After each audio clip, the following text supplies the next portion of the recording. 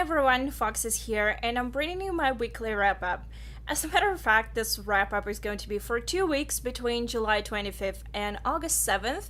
And the reason for that is because after the BookTubeathon readathon finished on July 24th, I was so tired of reading books that I started reading graphic novels. And when the week ended, I realized that I didn't have enough books to show you to be sufficient for a whole wrap up. That's why I decided to do it for 2 weeks, and I'm bringing you now. I know I'm kind of a week late, but okay, never mind. Let's just get started.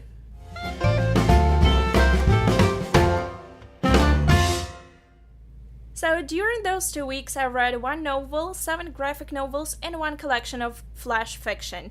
But I want to start with a novel because this is the one that impacted me the most and I really want to discuss it. And that's, of course, Harry Potter and the Cursed Child. Okay, here's the deal. I know that there are a lot of very opposite reviews and opinions surrounding this book. But when I learned about that Joanne Rowling is releasing a new book in the Potterverse, I did not expect it to be an actual novel. I had very little expectations about what it's gonna be. I thought it's gonna be, she mentioned a play, and then I thought she would just release a short story because she mentioned that she wrote a short story and then based a play on it. And when this was announced, I was excited as pretty much everyone else. But when I learned that it's gonna be a script, it didn't really change my opinion. It didn't make me less anticipating or less excited about this release. So when I purchased the book and I pre-ordered it, and thanks Amazon for sending it to me a week later after everyone purchased it. Yes.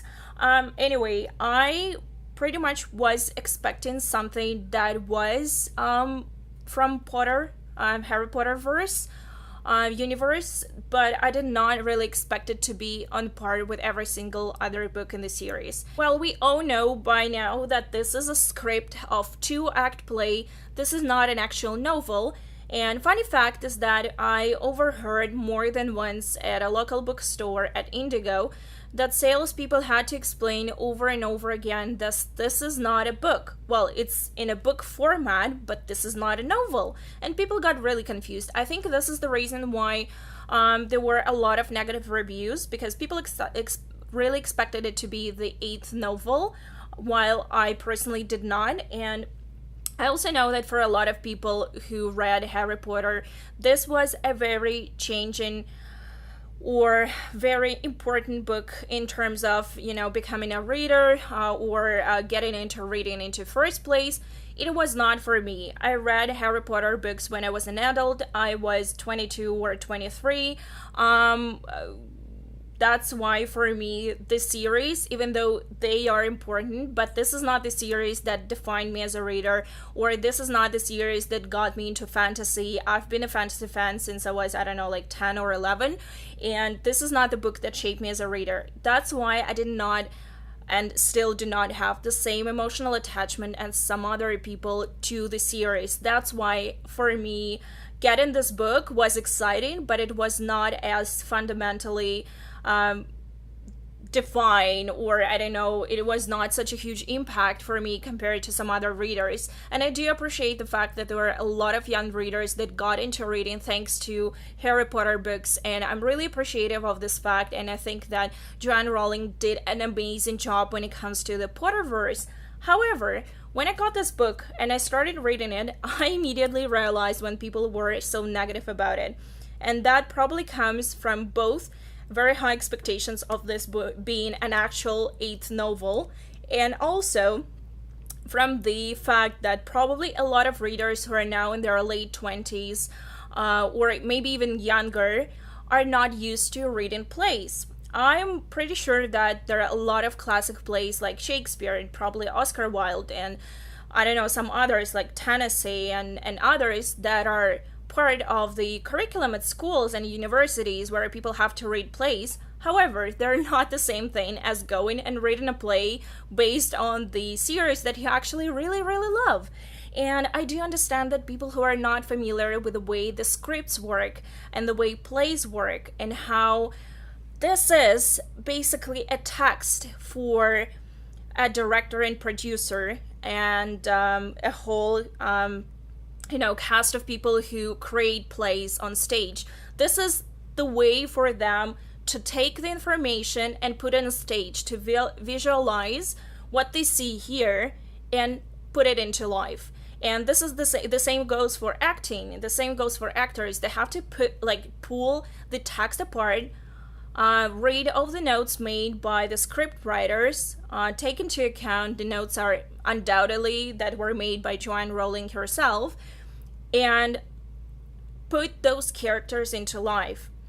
And this is what this is about. This what we see here, this is a raw material. This is not a final product, because the final product is an actual play on stage. You cannot judge this book in the same way you judge other novels, and you cannot judge this book as a stage play. This is a script. This is something that you have to take apart yourself and become both a producer and a director and visual arts, I don't know, everything. Basically, you have to be a stage director and you have to be an actor to be able to visualize and understand how this book works. I really enjoyed it. I enjoyed it because I'm a huge theater fan and I'm a fan of plays, and I do enjoy reading plays, even though this is not in any way the same experience as seeing a play on actual stage or reading an actual novel. I did some reviews of plays on my channel, as well as I mentioned reading plays during my booktubeathon, readathon.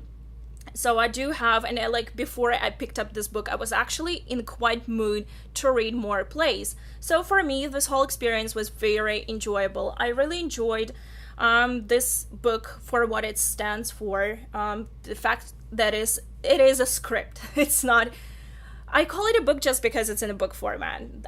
This is a script. And more so, you have to pay attention to something which is very obvious. It says here that it's based on an original story by J.K. Rowling, but it's written by John Tiffany and Jack Thorne. And this is essentially a script which is based on a story which is written by Joanne Rowling. I obviously do not know how much of the text itself was written by Joanne, but I assume that probably those two guys did the most work, which means that you cannot judge this text as something which is written in full 100% by Joanne Rowling. In this case, judging this book in the same manner that you judge the other books in the series is just not fair. You are treating this as a novel while it is not, and you treat it as a novel written by the author who actually did not write it. That's why I'm saying that treating it in the same way is just not fair. And even though I do understand the feeling of being let down and feeling of not getting what you expected, and I do understand this disappointment, however, just judging this book in the same way, probably what helped me was that I didn't have my expectations that high compared to some other readers.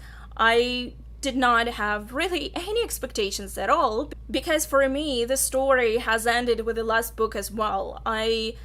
Even though I kind of liked the epilogue in the last book, I also think that that was not really necessary. For me, the story wrapped up with that battle and the win of Hogwarts, and that was it. I didn't really want to know what happened next. I was quite fine with that last chapter, but when they showed the epilogue, it was kind of curious, but at the same time I was like, well, okay, well, it's not how I would have envisioned them 19 or 20 years later, but okay, fine, whatever. So this script basically takes off from that same epilogue in the last book, which is interesting, and I did enjoy the plot. There are a very big twist in the plot that has to do with the time travel, which I really enjoyed because I think that on stage, making changes to characters, both visually and the way they behave, to show those changes in time. I don't want to spoil it, but I'm trying to make trying to review it here. So I think that, and also those parts with some other stuff happening and dark magic and everything. I think on stage it would be very, very powerful to watch. I think it would be very interesting, but at the same time in the book it was like, well, okay, I can feel the suspense building up, but it's not as strongly as it would have been in a traditional narrative. However, like I said, this is a play. You cannot really judge it in the same way that you would judge a novel.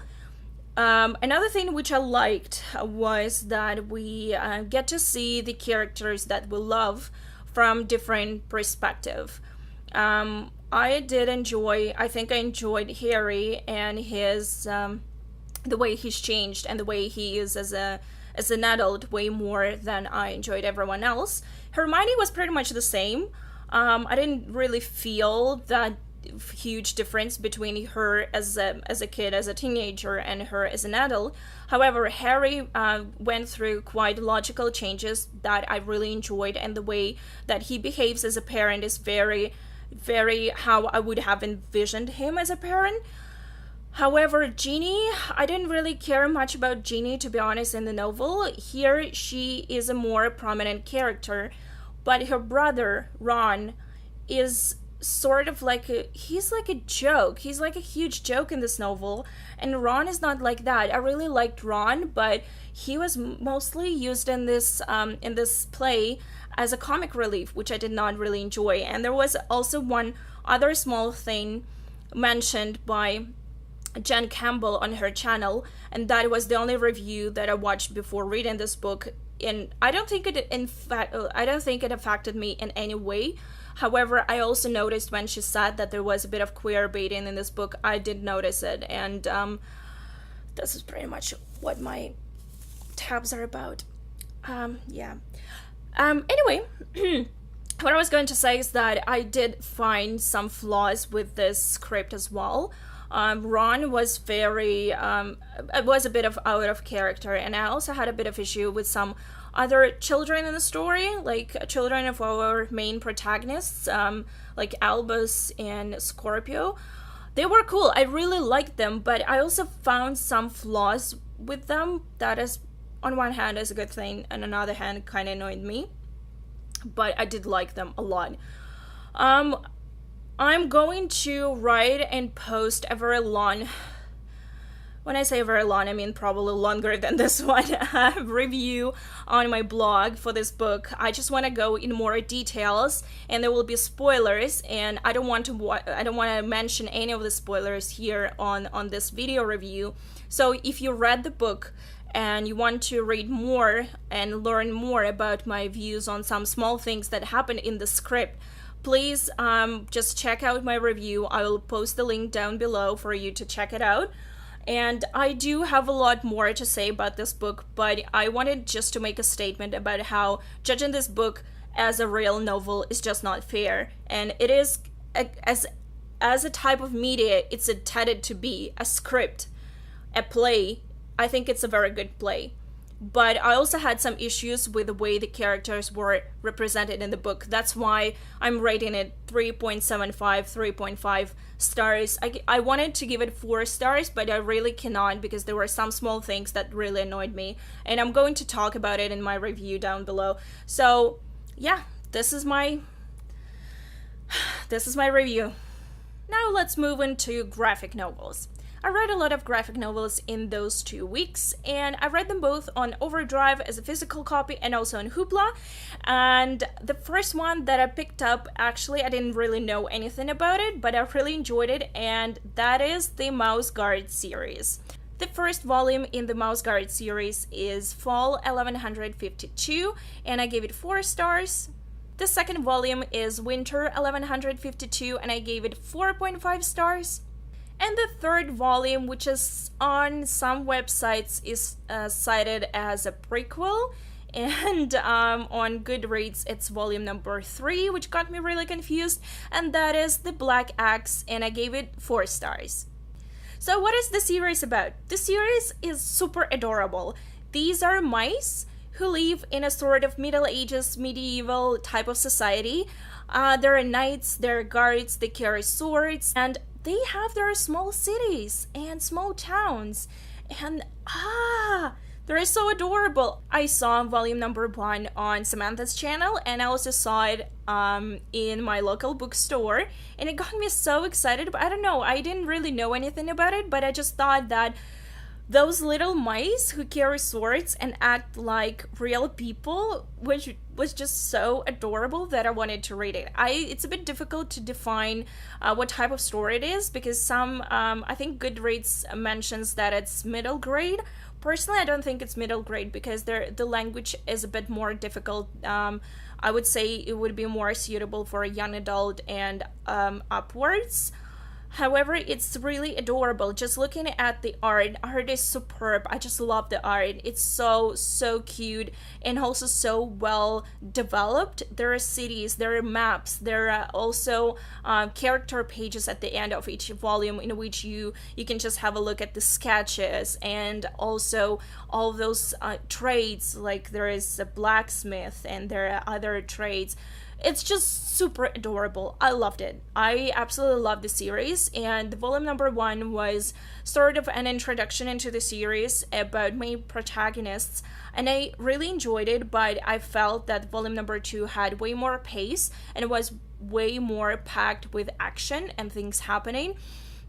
But volume number 3, since it was the sort of, in a way, a prequel, and in some other ways a sequel to volume number 2. I know it doesn't really make sense, but if you read it you'll know what I mean, because there are a lot of flashbacks and also story kind of goes forward. This was about one of the those mice who turns into the Black Axe, this sort of legend of a warrior who is supposedly immortal. And that was a bit slow just because there was a lot of going back and forth, a lot of legends, and a lot of history in the story as well, which was fine, but I felt that the pace was kind of slow. That's why I gave it 4 stars. Otherwise, all the books are really enjoyable. If you are a fan of historical fiction or a fan of historical fantasy, this would be a perfect graphic novel for you. I really enjoyed it because there is everything. There is a swords fight, there is intrigue, there is a bit of spine as well, and there is adventure. It's a bit of love too. It was just really so enjoyable. I really highly recommend the series. Then I read volumes number 2 and 3 of The Good Neighbors by Holly Black. I read volume number 1 a couple of weeks ago, and in many ways the plot line was very reminiscent of her novel The Darkest Part of the Forest, which I absolutely love. But in other ways, I found the art to be a bit too annoying, in the sense that everyone looked too mature and everyone looked pretty much, there was no difference between teenagers and adults. Everyone looked very mature to me. I did not enjoy it. I mean, I did not enjoy the art as much as I hoped I would, but I did enjoy the storyline in volume number 1, and I gave it 3.5 stars. However, when I picked up volume number 2, which was Kith, I started reading it, and there were so many things that didn't really make much sense in the way the story was progressing. I was really intrigued by the ending of volume number 1, but volume number 2 left me kind of confused about what was going on, to the point that I gave it overall rating of 2.5, 2.75 stars, and I was even doubting whether I want to continue with the series even though I had only 1 volume left. However, I did pick up volume number 3, and while reading it, I felt completely detached from all the characters. I didn't really care what was happening. I didn't really care what was going to happen. I didn't really care with the at all. I didn't care about the ending at all. And this is not a good thing. Mostly, what annoyed me was, first of all, there was some sort of insta love that didn't really make much sense. Main protagonist had a boyfriend who started cheating on her for kind of like, I don't want to say it was a good reason, it was a valid reason, but he was enchanted, so that was kind of explained. However, she started cheating on him as well, and there was no reason for that. The insta love that she felt for that guy, that person, was absolutely, there was nothing, like nothing. It's like on one page they're friends and talking, on the other page they're kissing and making out. Like, why? There was nothing leading to that, and that really annoyed me. And also, another fact of, there were a lot of unnecessary deaths in both volumes number 2 and 3, to the point of there was an immediate circle of friends surrounding the main protagonist. And when some of her friends started dying or disappearing, she was like, yeah, that's fairies. This is what happens. Whatever, I'm a cold-blooded bitch just because I'm part fairy. I don't care. This is not how you treat your friends. And when and if you discover that you're a part a fairy, you have a fairy blood in you, and you keep denying that fairy blood throughout the first volume, and then suddenly in volume number 2 you go like, yep, I'm embracing my other half, and you turn into this cold-blooded person. This really does not make much sense. There were some other characters, like secondary characters, that I really enjoyed for what they were, but there was also this whole possibility of war between fairies and people, and I was like, what? This doesn't make sense. Why would you do that? So yeah, by the end of the day, I rated volume number 3 2.5 stars, because there were some moments that were kind of cool, but other moments were kind of not cool, and the ending was sort of predictable, even though in many ways it didn't make much sense. I probably should be giving it a lower rating just based on what I'm telling you right now, but I just decided to go with 2.5 stars. I rated as 2 stars in Goodreads, and I just want to forget about it. I didn't really care. And then I started reading another manga series that I've never read before, but I watched an anime when I was a teenager, and that is a Neon Genesis Evangelion, and I read volume number 1. I really enjoyed it. I was not a huge fan of it when I was a teenager, when I was in my 20s, but my best friend was, and you know what, going back into the story made me so nostalgic.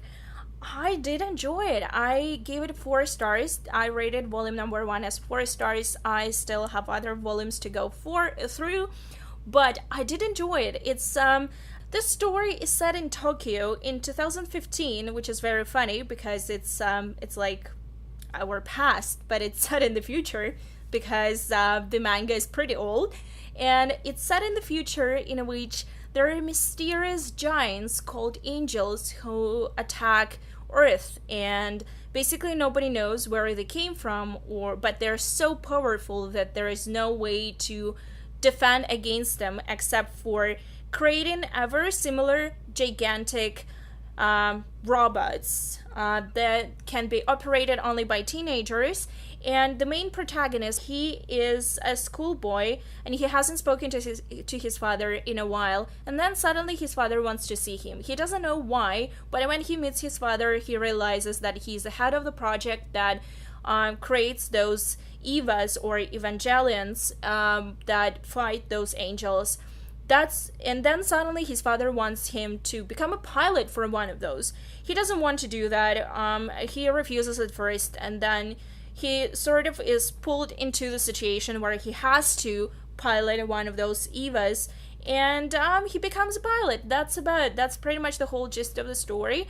There is a lot of sci-fi, there's a lot of mechanics and robots and all that stuff. So if you're into sci-fi, you will definitely enjoy this one. And also if you're into all of those type of stories, imagine something like the Pacific Rim, but only not in the ocean, even though there is some battle scenes that happen in the ocean, but something along those lines. I think the Pacific Rim in many ways does remind me a lot of this manga. I watched the anime, and I watched it more than once, and I did enjoy it, but even it's been a while since I watched anime. I can tell you right off the bat that there are a lot more details in manga, and I read only volume number 1, but I can already tell that I will be enjoying it way more than I enjoyed anime.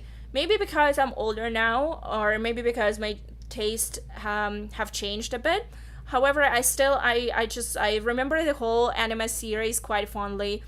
And if you are into sci-fi and this type of robots, and if you liked Pacific Rim, just go and read it. You'll enjoy this one too. But the thought that the Earth was invaded by angels in 2015 is hilarious. Because it's 2016 now, and obviously there were no angels. Which is a good thing. Which is a very good thing. So yeah, I gave 4 stars to this first volume. And the last graphic novel that I read in those 2 weeks was Sex Criminals, volume number 1, One Weird Trick. I did not like it. I did not like it at all. Like, at all. Essentially, what this is about, if you don't know, this is a story about girl meets a boy and they rob a bank, but there is a twist. They have a special power in which when they have sex, they can stop the time. Yep.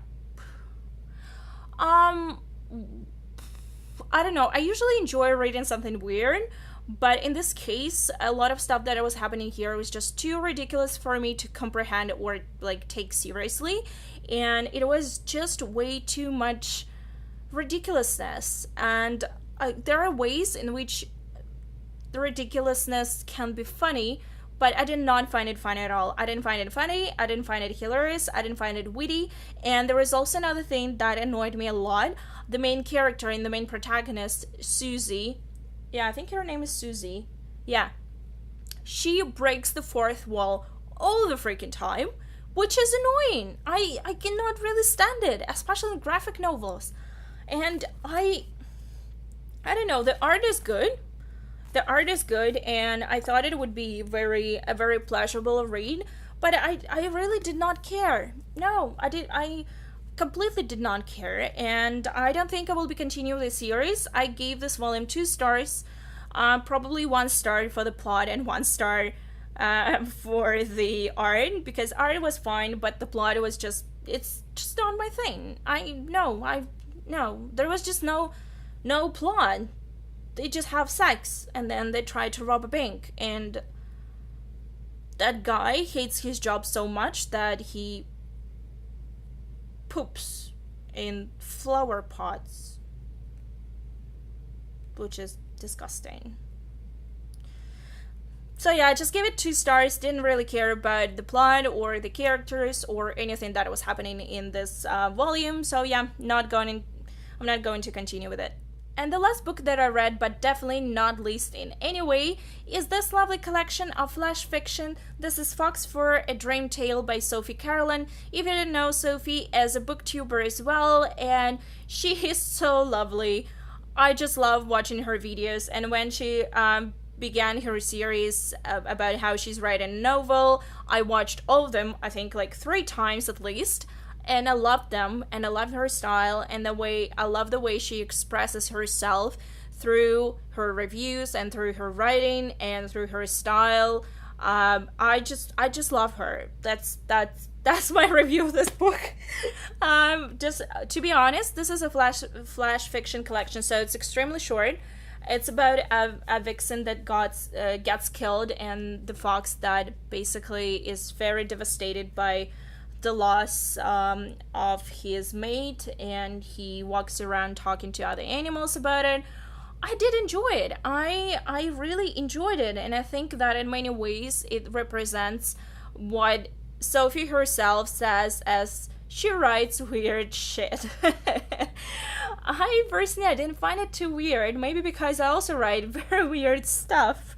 And this, in many ways, reminded myself of my own writing, which made me feel so good about myself, because it means that there are other people like me. Thank goodness. And I did enjoy it. I just wish it was... Oh, it's so short. It's just so extremely short. But it also has illustrations, and it's completely published and produced, and everything is done, all the graphics and covers and back covers, everything is done by Sophie. So I'm really glad that I got it. I really like it. It will be on my shelf because I love books about foxes and everything that has to do with foxes, even though the story is kind of sad. It made me sad, and I'm giving it 4 stars only because I found a couple of typos, and I wish it were longer, like way longer, and that's why it's not 5 stars. It's only 4. Well, maybe like 4.5 because I really enjoyed it. So yeah, here we go. Well, this is it, guys. This is my wrap up for the weeks between July 25th and August the 7th. I hope you enjoyed it. I hope I made you think about some stuff when it comes to Harry Potter. And thank you so much for watching, and I'll see you very soon with another review. And I'm so sorry it's taken me a while to upload those, but it's been a busy kind of couple of weeks, months. I'm really busy, and when I'm not feeling well, I cannot really upload anything. So yeah, let's hope I will not have any delays. So yeah, thank you so much for watching. Bye!